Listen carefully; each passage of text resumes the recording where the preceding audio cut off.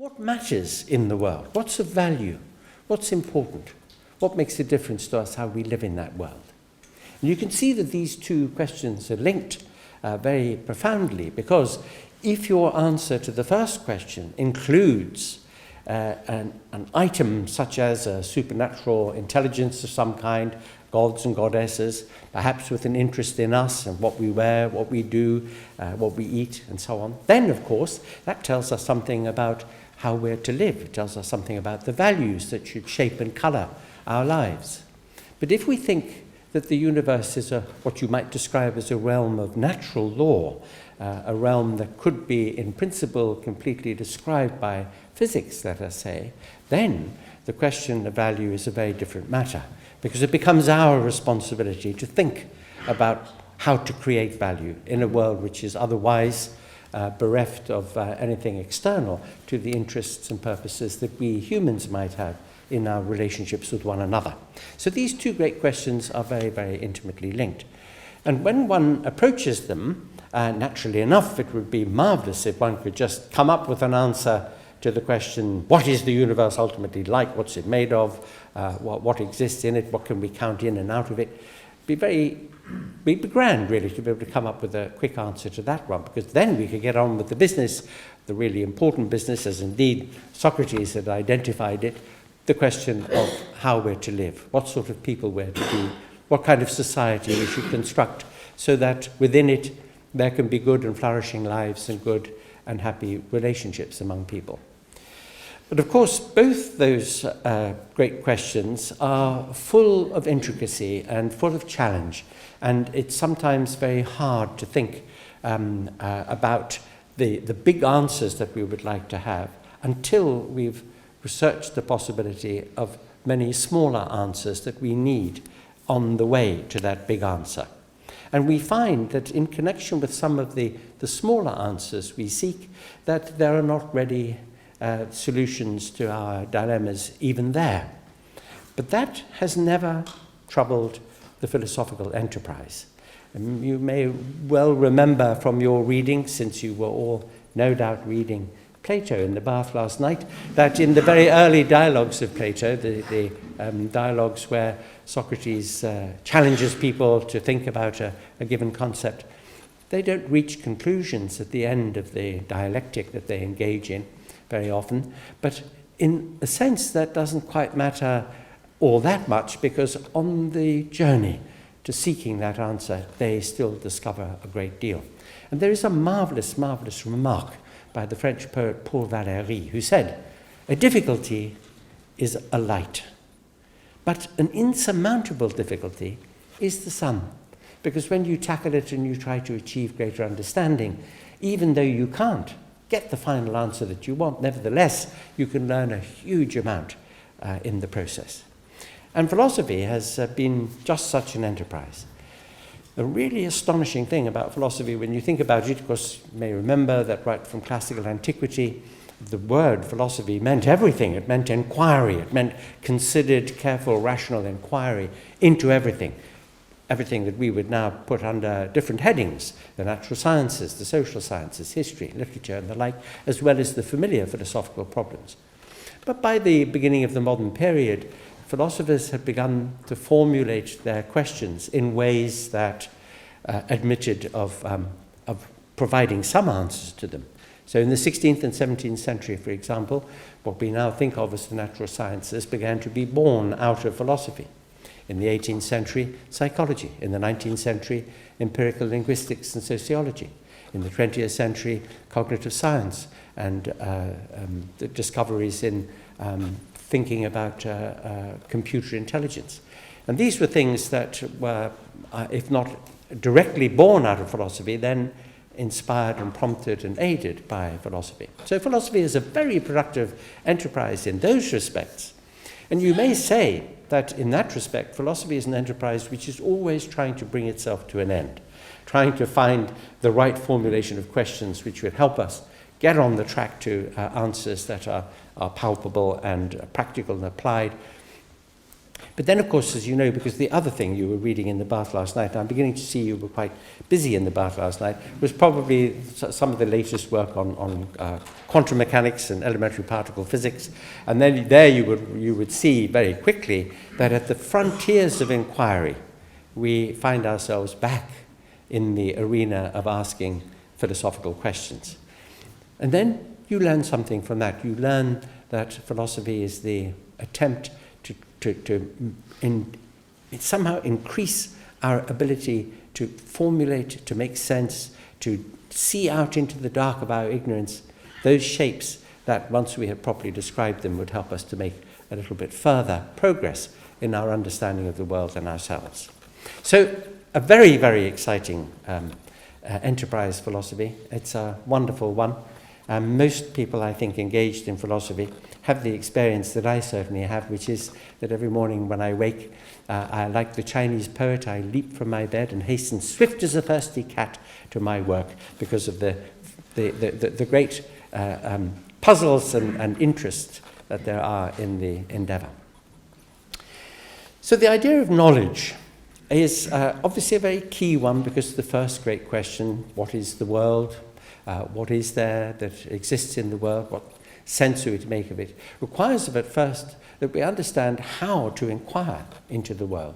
What kinds of inquiry might lead us to some answers about that great metaphysical question.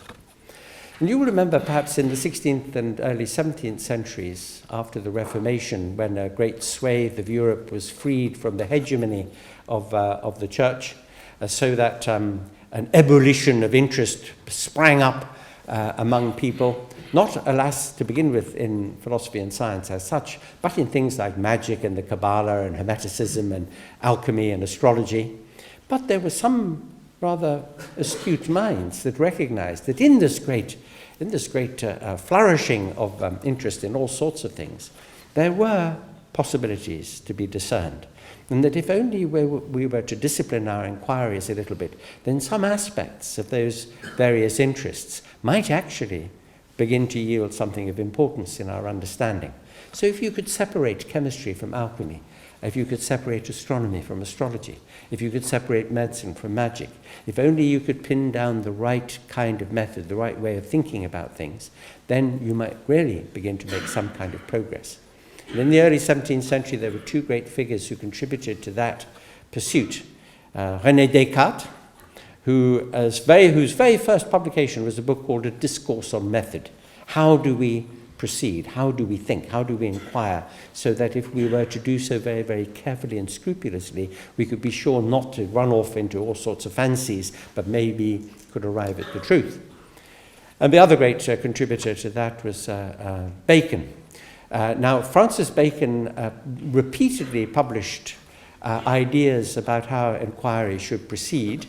Some of you here who have had an opportunity to read him or read about him a little bit will know that he lies under the calumny of a cliche, that he thought that the acquisition of knowledge about nature is inductive, and that the way that you go about it is you accumulate data and then you superinduce theory on it, much as if you were to take your shooting stick and your notebook and a pencil and go and sit in a field and wait for information to appear, and then afterwards think about what it told you about the world. And indeed he does no such thing, because the idea of method that he talks about is rather closer to how science does indeed proceed, which is to take questions to nature.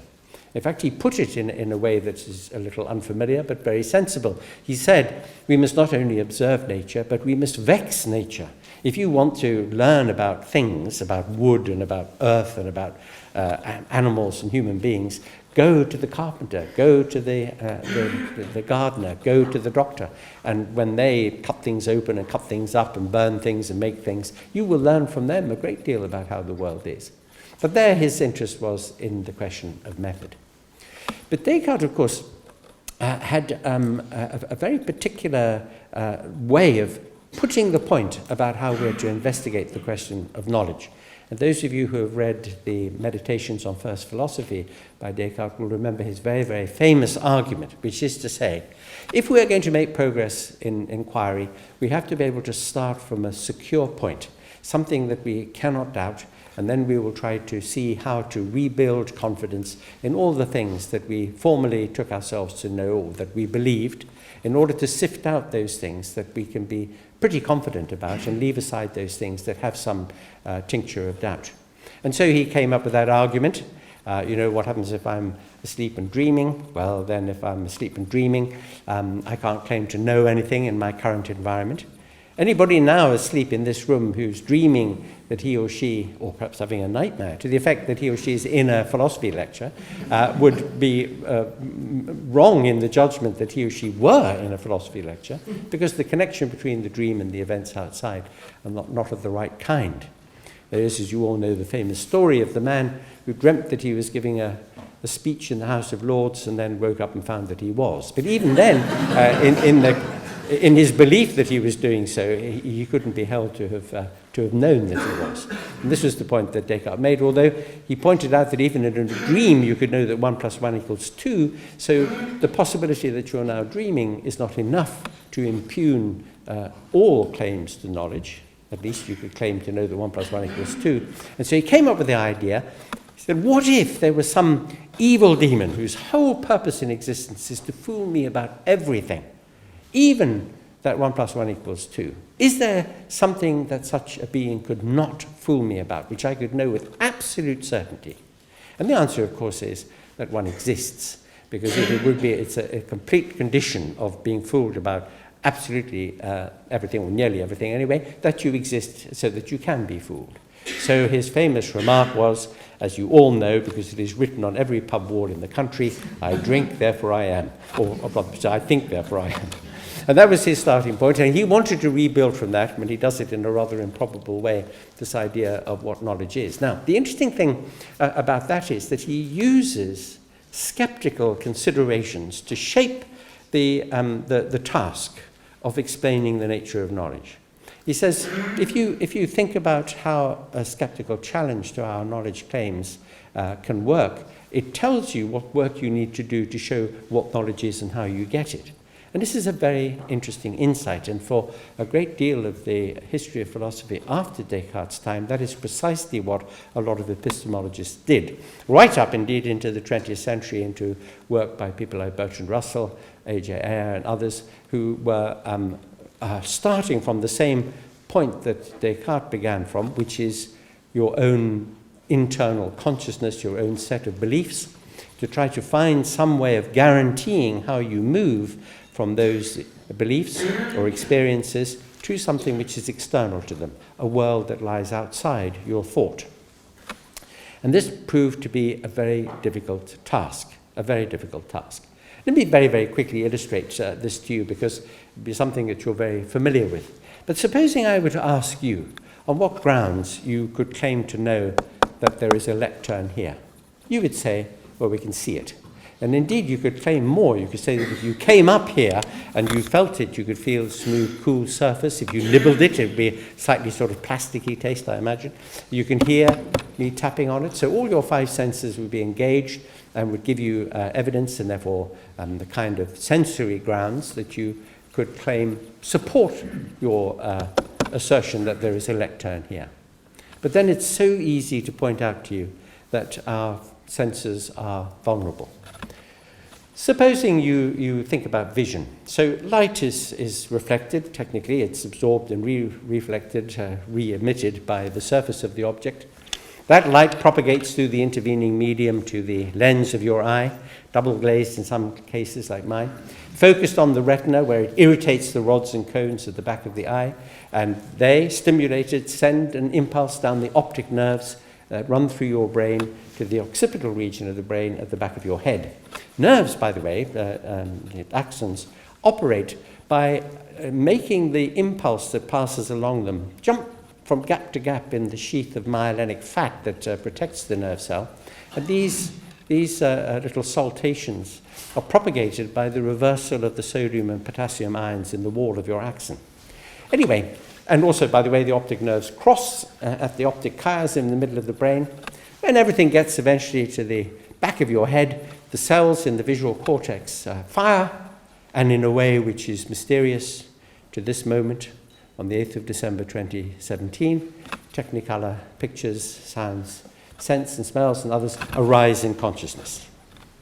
We don't know how that happens yet, but it does. So that is how we take ourselves to see things. Now, as you know, you see things in dreams, so you can recognize that we can produce these sorts of experiences internally without external impulsion, even if we do need memory. So we might need remote external impulsion to have the images suitable for experience in dreams or indeed in imagination. But the point that a skeptic would make about this very complex chain of events, which is meant to deliver images, information, data to our visual center by the means I've just described. The point about that is that it's a bit like this. It's a bit as if you're wearing a motorbike helmet, but with no window in it. And it's got a little camera on the top, which is beaming information to the inside of the helmet. And that camera is interfering with the information because it's adding things like color and texture and scent, which are not intrinsic to the objects outside. Of course, there is something about the surface of an object that has a role to play in the frequency with which light reflects from it and impinges on your eye.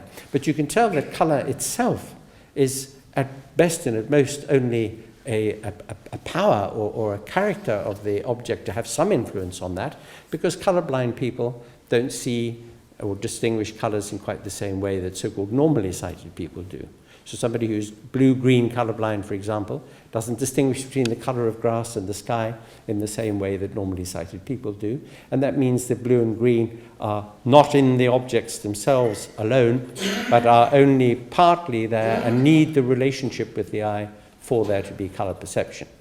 Much easier case, of course, is the case of sound, because you know the famous old question people ask: if a tree falls in the forest and there's no eardrum there to be stimulated by the airwaves that have been vibrated by the tree falling, is there a sound? And the answer is no. By the way, there's a very sexist joke allied to that, which is that if a man says something in a forest and there's no woman there to hear him, is he still wrong? Well, this idea that you need a sensory apparatus, you need perceptual equipment for there to be experiences, suggests to the skeptic a big problem. The problem is, how can you guarantee, since you're at the proximal end of these causal chains, that they emanate from what you think they emanate from? How can you be sure, since you can never take that helmet off your head to compare an external world with your experiences, that there is such a world?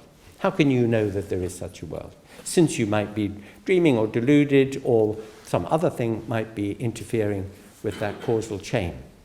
Much as, very late at night, after a very good party, you're on your way home, you see pink rats. Is the question, are there pink rats there, not a rational question in the circumstances? So you could see that that is exactly the kind of consideration that a skeptic might raise. And this means that we have a job of work to do to explain the nature of knowledge and how we get it and how we can validate it. But one thing you will all immediately have noticed is that this is predicated on what you might call the Cartesian starting point. And Descartes says you've got to begin with your own thoughts, experiences, with the internal contents of your own consciousness, and you have to work out, find some logical collateral, some guarantee that this represents an external world to you, and it does so with accuracy, or a sufficient degree of accuracy, even though your camera on your top of your helmet is interfering with the information in certain ways. Well, it happened that in the earlier part of the 20th century, a number of philosophers, in a rather different way, people like Wittgenstein and John Dewey and Heidegger, all of them repudiated this approach, the approach which says we must start from inside our own heads. And in their different ways, they argued, in order to really make sense of the question of knowledge, we must start from elsewhere, from outside. So, for example, Wittgenstein argued that it is essential, even to begin to formulate questions about the possibility of doubt, that we should share a public language, a language which is essentially or intrinsically public. Dewey argued that you can only really start thinking about knowledge by seeing us as occupying what he called the participant perspective, that we find ourselves in the world and our thinking about our experience of it starts not from our experience, but from the world, which helps us to characterize our experience. And a rather similar point might be attributed to Heidegger in thinking, again, rather more dramatically and more colorfully than the Dewey point, about finding ourselves in the world before we begin to think about how we know it or experience it, or indeed experience ourselves. So this great question about how we deal with the skeptical challenge, and that means how we articulate a notion of knowledge, is one that still in very, very lively ways occupies a great part of our philosophical horizon. But here is a very interesting thought that one might have about this entire enterprise. We might all in this room claim to know that Everest is the highest mountain, that the Norman conquest took place in 1066, that we're all sitting in a lecture theatre at University of Lincoln. We might claim to know these things in just the same way, in the same sort of intellectual tone of voice, as people a long time ago might have claimed to know that the earth is flat, or that angels and archangels live in the sky, and so on. In other words, we might claim to know such things, but implicitly accept, or at any rate not be too surprised for too long when it turned out that we were wrong, that our knowledge claims are not really knowledge claims, but are belief claims, and that they're defeasible. That means that further evidence or better argument might show us that they're incorrect. And what's so interesting about that is that if you grab hold of a self-respecting physicist or any natural scientist and say to that person, do you know anything? Do you really know that the Higgs boson is what's responsible for mass, other particles having mass in the standard model of the atom, let us say? That person should say, no, I don't know, but we have an extremely high degree of confidence as a result of our experiments and observations that this is something we are in a good position to premise in our further thinking, further experimentation, and our actions. And indeed, very often, you can claim that some of the consequences of applying these views themselves provide a degree of justification or support for those views. But then, of course, you have to remember that navigators in ships using the Ptolemaic view of the heavens, Ptolemy put the Earth at the center of the universe and mapped the configuration of the stars and their movement on that basis, were able to sail the seas very successfully, so there was an application of the theory which worked, but that doesn't by itself provide any kind of guarantee. So if you were very, very self-respecting like a physicist, you would not actually claim to know anything, or at any rate, you wouldn't claim to know anything outside those formal systems like mathematics and logic, where you can, of course, get deductive certainty, but that may very well be because of the fact that those systems of thought provide us truths by definition. Maybe it's controversial as to exactly how it is that you can have certainty in, say, mathematics, that you can be certain that 1 + 1 = 2, providing you mean by 1 + equals 2 what we standardly mean. But in the contingent case, in the empirical case, in the world as it is, in the world at large, claims to know things should be very, very few, and maybe there aren't any. Maybe what we can really lay claim to is more or less powerfully justified belief about the world.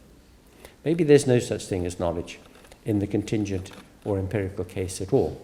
Russell said, it is not so much the question of what you can claim to know or believe, rather it is the grounds you have for asserting a proposition, for laying claim to a belief. And this is an interesting insight, because what it suggests is this. Supposing you just junk the whole question of knowledge and talk instead about how you can provide support for the things that you believe.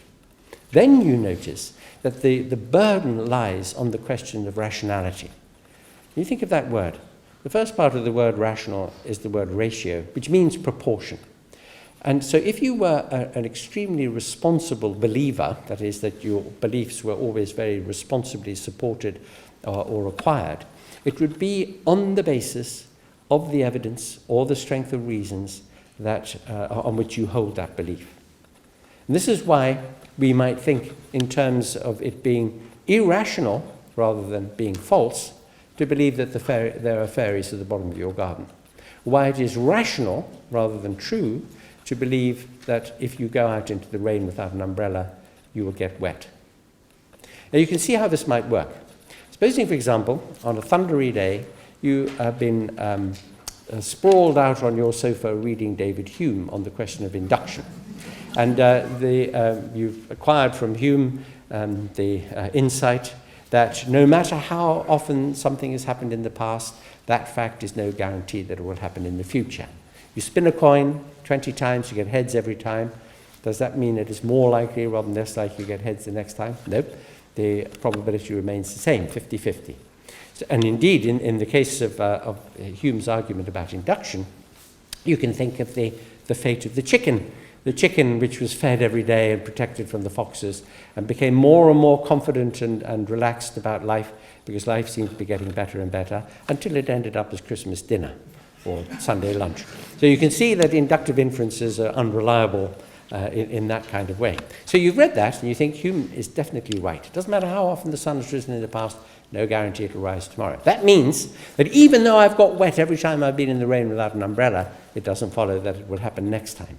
So on that thundery day, you issue forth without an umbrella. What are your neighbours going to think of you? Well, they're going to think you're an idiot. Why? Because you're not proportioning your belief about what's going to happen or the action that you take on the evidence that you have. It is rational to proportion your beliefs and actions to the evidence you have, even in the face of the possibility that things might not be guaranteed to be that way by the inductive evidence that you have. So rationality is the key. Rational belief is the key. And if you think of rational belief as being the really important activity that we engage in epistemologically, and you give up on the question of knowledge of things empirical in at least many cases, then you escape a difficulty, and it's a very serious difficulty. And that is that the best definition that we've ever had for knowledge is belief which is true and which is justified. And what you've seen from the invocation of those skeptical considerations is that the justification of belief turns out to be the genuinely problematic matter. How do you justify your beliefs to the point that they attain indubitability or certainty?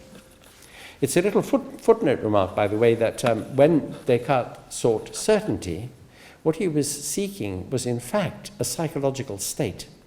If you think about it, belief is something that happens in your mind. And you can believe things that are false, you can believe things that are well justified, and so forth. But knowledge is meant to be a relationship between that state of belief and something external to it, something independent of it. The great problem that the Cartesian endeavour faced was how you link the belief to the thing that's external to it.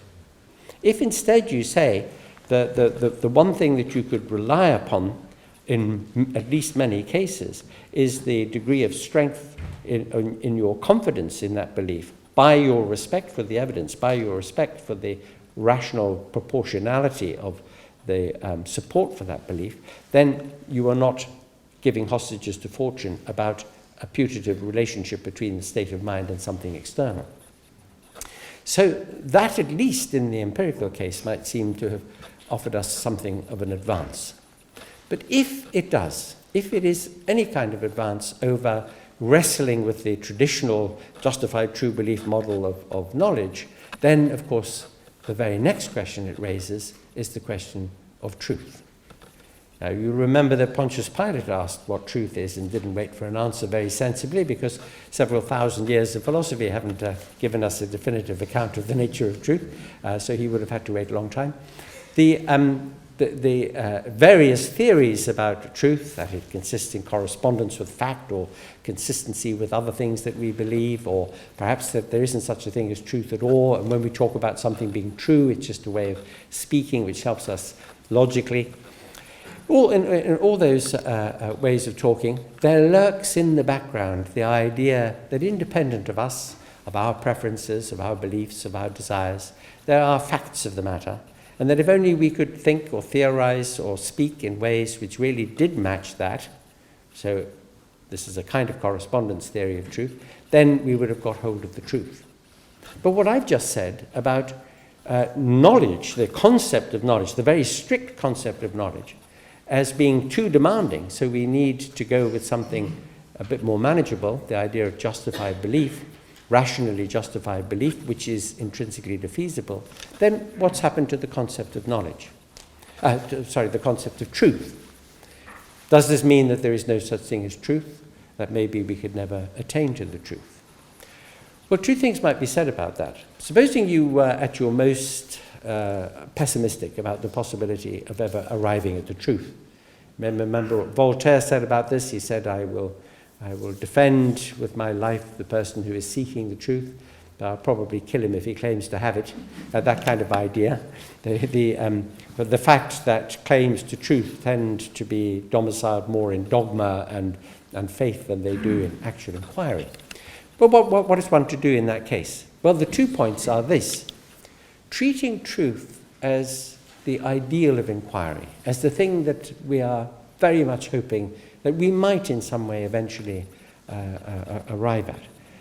That makes sense of the idea of inquiry. It's a standard or an objective, an aim, very well worth pursuing.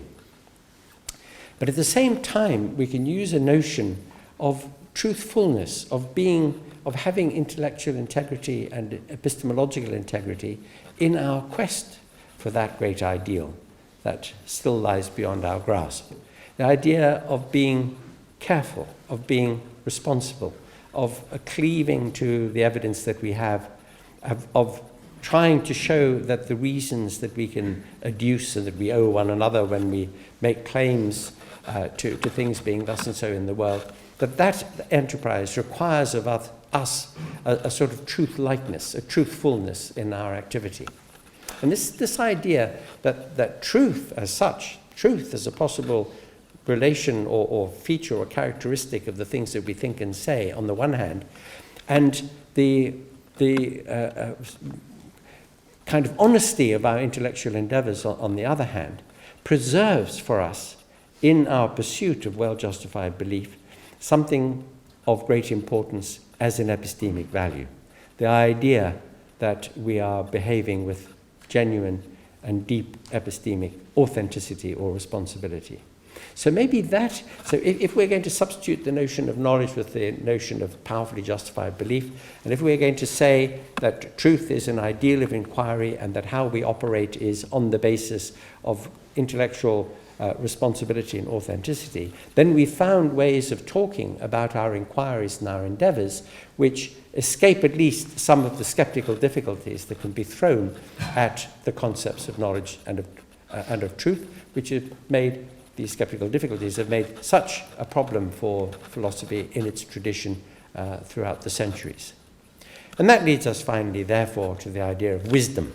So it might very well be that the wise course is to think that our best endeavors are those that are controlled and disciplined by responsibility in our thinking, that given that we have to act, given that we owe one another our best endeavors, we can't give up because we don't have this thing, knowledge in all its fullness and purity, which would be a wonderful thing to possess.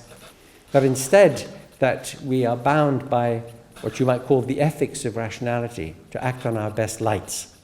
Let me give you an example. Supposing you're a medical person, you're in the emergency room, 5 people are brought in by ambulance, covered in purple spots and frothing at the mouth and looking as if they're just about to die. You've got no idea what's wrong with them.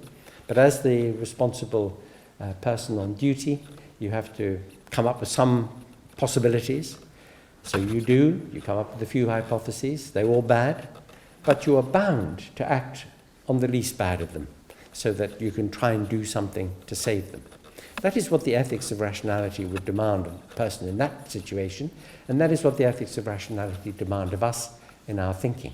So that would be one expression of what it is to be wise, to be responsible, to try to do one's best in a very serious way, remembering always that the endeavour to do one's best not very often be a big fig leaf.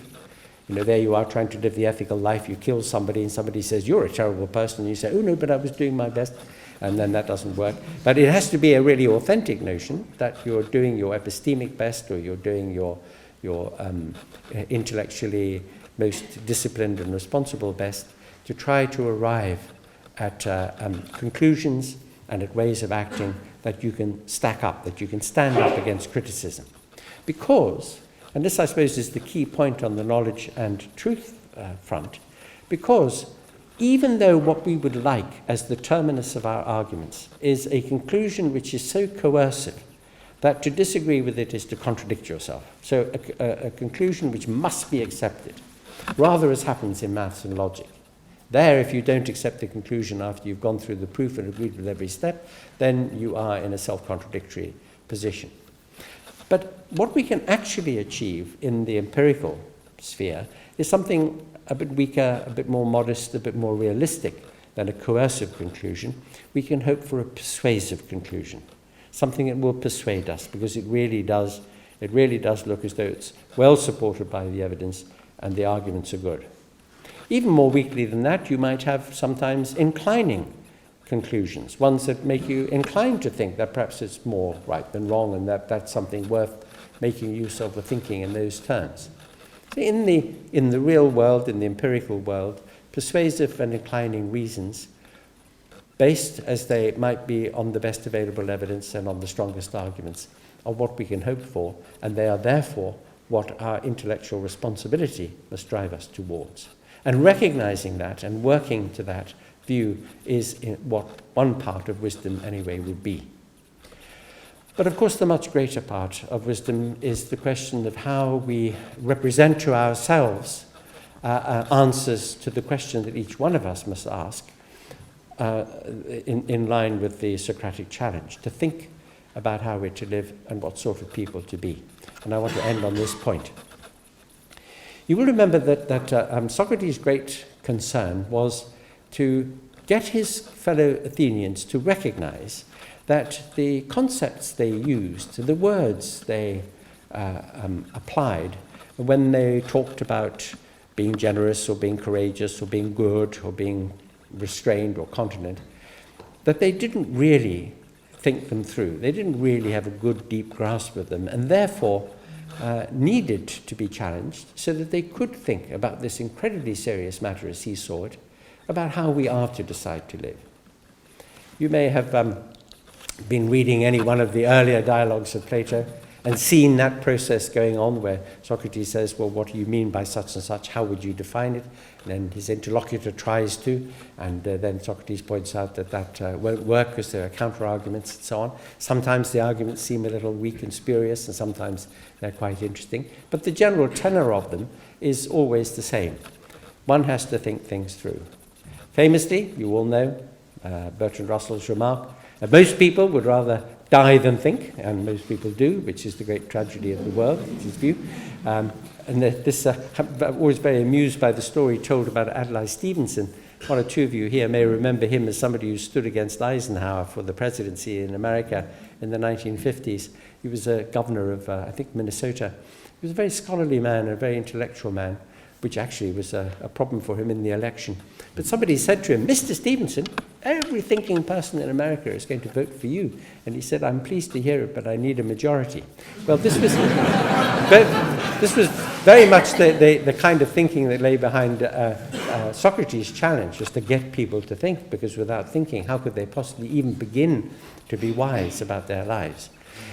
And there's one thing that we know about what Socrates said, because of course we see him through the filter of Plato mainly and Xenophon and others. But there's one thing that we do know about him, and that is that he said that the life truly worth living is the life chosen, the life thought about, what he would have called the considered life.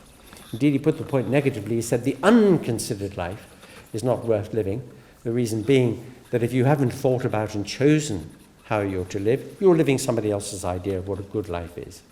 This was a view recognized by that other great philosopher, Oscar Wilde, who you may remember once said, most people are other people. Most people live lives that are copies of other people's lives. They do things and think things and say things that other people say because they don't have the confidence to say them for themselves. And so Socrates' challenge was, to think for yourself. Live the considered life. That is the life worth living. And that is a very simple but an incredibly deep remark, because it's a very subversive one, given the course of human history, in which the vast majority of people have been told throughout pretty well all recorded history that there is a one-size-fits-all answer to what the good and flourishing life is. And any one of the great ideologies you can think of, whether political or religious, have said this is the right way to live for everybody. Everybody just needs to believe, obey, do this, and then they will get the reward, whatever it might be, to flourish in this life or to survive with felicity in the next life. But Socrates' challenge, which is to live the considered life, is an individual challenge, that each individual person has to obey the Delphic injunction to think, to find out about oneself, to know oneself, to get some self-understanding, and then to think about the goals that are worth pursuing given the talents and capacities one has. That, in other words, the answer to the question, what is the good life, is an answer for each individual person to find. And therefore, there are as many good and flourishing lives as there are people to live them. There's not a one-size-fits-all answer. And that true wisdom, in Socrates' view, is the realization of that fact, that each one of us individually has the responsibility to ask and answer that question, how shall I live?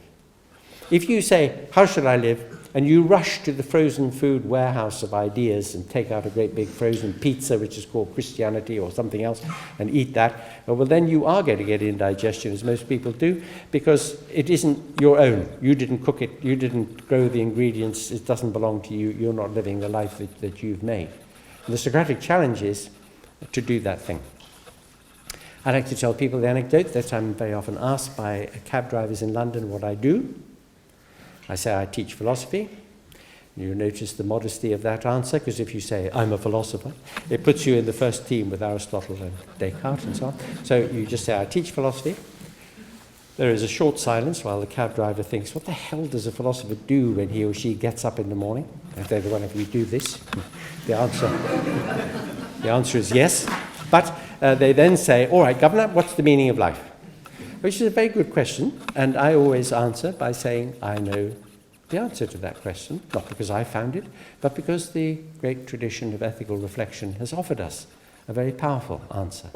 And the answer is the meaning of your life is what you make it.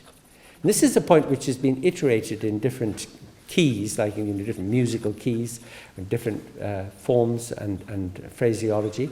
But you could think, if you've read Sartre's existentialist views or the absurdism of Camus, very similar ideas. And the ideas are that it is you yourself who creates significance and meaning in your life. And you can subjoin to that reflection a very heartening remark made by Epictetus, one of the two great late Stoic thinkers. And that was that it is never too late to be wise. Even in the last minutes of your life, when you're very, very old, you can still begin to reflect on that question of who you are and how to live. And even if 5 minutes later you fall under a bus, still you have lived the good life because you've considered that question and you've begun the journey towards finding an answer which is the answer for you. And by the way, when one puts these points, as I've just put them now, in effect tracing a long and very continuous tradition of thinking about this matter from classical antiquity all the way through ethics in its wider application to life, people make the assumption that it's a highly individualistic thing. Well, of course it's a highly individual thing, given the great importance attaching to the fact that each individual has to do this thinking and make some decisions.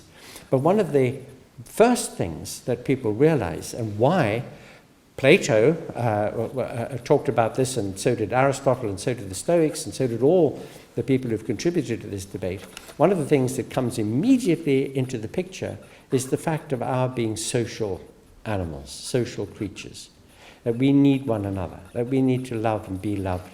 We need friends. We need to be part of communities.